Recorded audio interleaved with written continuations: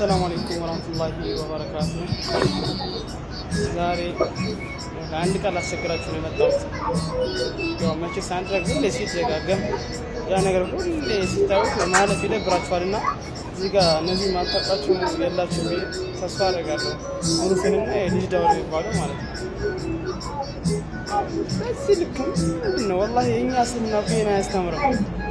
እስልምና እኮ እዚህ አድርጎ ይሄን እኮ አያስተምርም። ነቢዩ ሰለላሁ ዐለይሂ ወሰለም የወንድሙን ነውር ወይም አይብ የሰተረ ሰው አላህ የእሱን ነውር ወይም አይብ ይሰትራል። በዚህ ልክ የሚደላወጣችሁ ምን ማለት ነው? ልጃ ጥፋት ሊኖርባቸው ይችላል። በዚህ ልክ ተገናኝታችሁ ብታወሩ ብትመካከሩ አይሻልም? በዚህ ልክ የእኛን እንትን እስከምታደርጉ ይህ ልክ መፈጨት ምን ማለት ነው? ምንድን ነው የሚሉት? والله እንደኔ ተገቢ አይደለም ነው ተገቢ አይደለም። ተው ልክ አይደለም። የኛ እስልምና ይሄን አያስተምርም።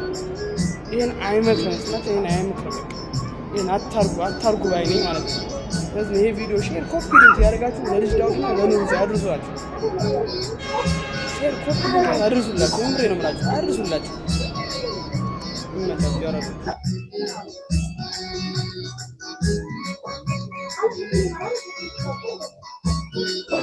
السلام عليكم ورحمة الله وبركاته እና ወንድማችን ጀዛከላህ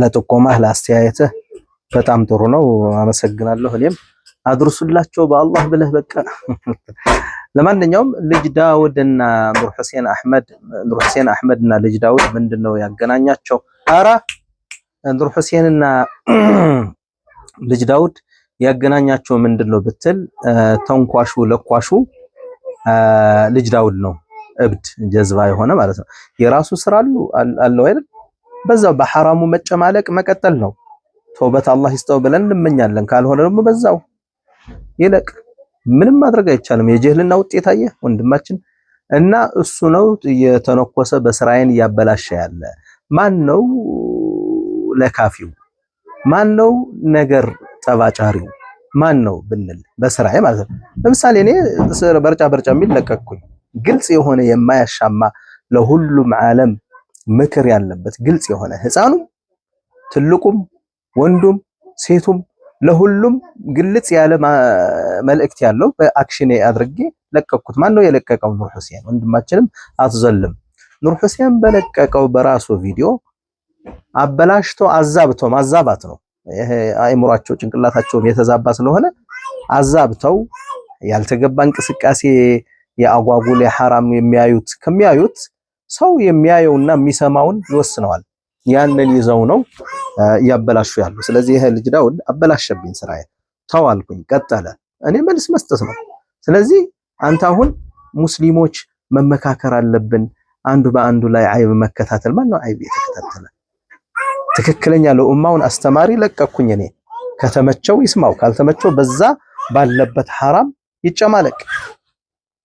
ይጨማለቅ በዛው ስለዚህ ምንም አላልን እኮ እሱ ለተጨማለቀበት ደግሞ አንድ በአንድ መልስ መስጠት ይጠበቅብን ነበር የጊዜ ጉዳይ ነው እንጂ አላኩል ሐል እሱ በቃ ጠሞ አጥማሚ ነው ጀዝባ ነው ሴታ ሴት የብልግና ነገሮች የሰፈሩበት እኔናም በኔ ነሺዳ ሊያቦካ በዛ መጥፎ ካካ በምንም ተአምር አይችልም ስለዚህ ወንድማችን ፍትሃዊ መሆን አለበት ማን ነው የተነኮሰው ይሄንን ላንተ ስራ ነው አሁንም አድርሱለት ለዚህ ወንድማችን ማን ነው የተነኮሰው በየለቀቁት ነሺዳው መልእክቱ ጥሩ ካልሆነ ይሄን ግጥም ተሳስተሃል ይበል ጀግና ከሆነ አዋቂ ከሆነ ማለት እንደዛ ነው ትችት የምናረገው እኛ እኮ አህባሾች ላሉት መንዙማ ይሄን ስንኝ ይውጣ ይሄን ለሞቱትን ሰዎች እርዱን አይባልም ነብይ ጉቡልን መዲና ሳቡኝ ምናምን አይባልም ወደ ሰርግ ደግሞ አርሂቡ ነብይ አይባልም እያልን እኮ ግጥም እየነቀስን ነው እንደዚህ ነው ትችት እኮ ይተቻል ሰው ያ ትችት ግን በትክክለኛ የተሰራ ቪዲዮ ሰሪው ግጥምና ዜማ ቀረጻ አይገኝም በነፃ ግጥምና ዜማ ሁሉም ተጨንቀንበት አሟልቼ መጥቼ ራሴን በሰራኋት ቪዲዮ ለምን ያዛባል ይሄ መጥፎ ነው ተደርጎም አይታወቅም እኮ በአለም የለም እኮ አንድ ሰው የሰራውን ለበጎ ብሎ የሰራው ወደ መጥፎ ጠልፈህ ማምጣት በጣም ከባድ ወንጀል እሱና ሐሙዲ አልሆነ እንቅስቃሴዎች ምናምን ስለዚህ ወንድማችን ምከረው እሱ ስለዚህ አይብ ምናምን ላልከው እዚህ ጋር አይብ ምናምን የለም እኔም የፖስተትኩት አምኜበት ነው እሱም አምኖበት ነው። ግን የኔ ስራ ለምን ያበላሻዋል ነው የኔን ስራ ለምን ባልሆነው ነገር በወረደ በሰራሁት እንደ ፖስተትኩት አድርጎ ለምን አይለቀውም? ሙስሊም ነው ለመሆኑ ሌላ ተልእኮ ይኖረዋል ወይ አናውቅም ከባክግራውንዱ። እኔ ግን ምለው በጅህልና ወጥመድ ተይዘዋል።